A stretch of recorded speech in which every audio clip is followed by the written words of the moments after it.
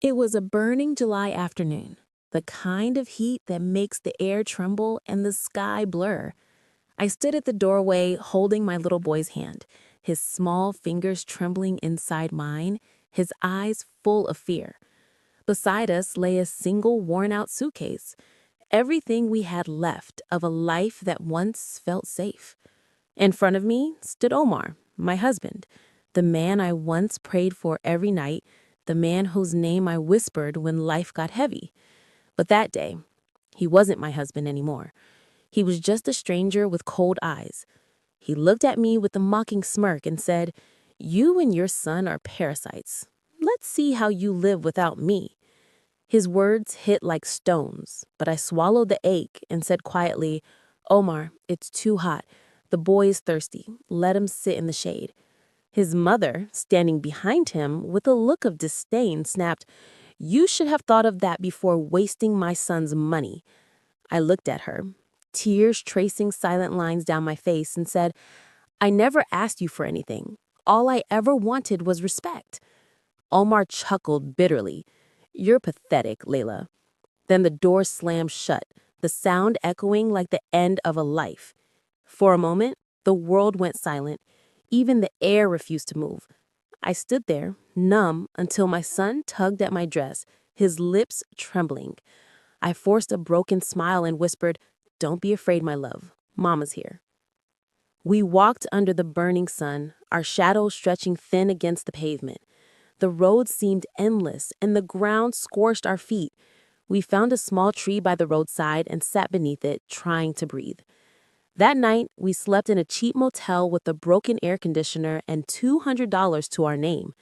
I watched my son sleeping, his hand clutching mine as if afraid I might disappear, and I made a silent promise to both of us. I would never beg again. I would never let them pity me again. 1 year later, everything had changed. The old Layla had died, and in her place stood someone reborn from fire and tears.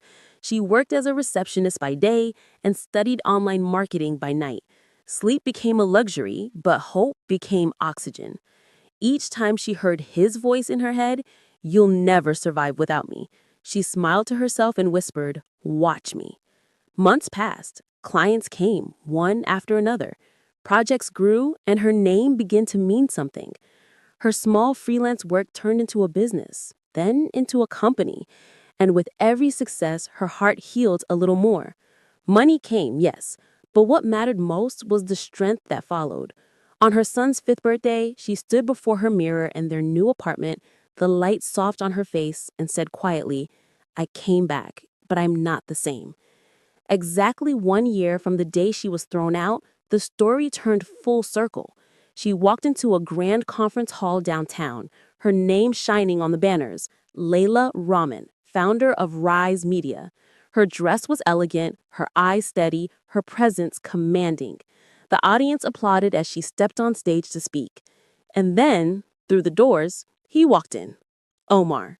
His face was tired, his suit worn, and behind him stood his mother, older and frail. His eyes widened as he saw her, disbelief washing over him. "Layla? You?"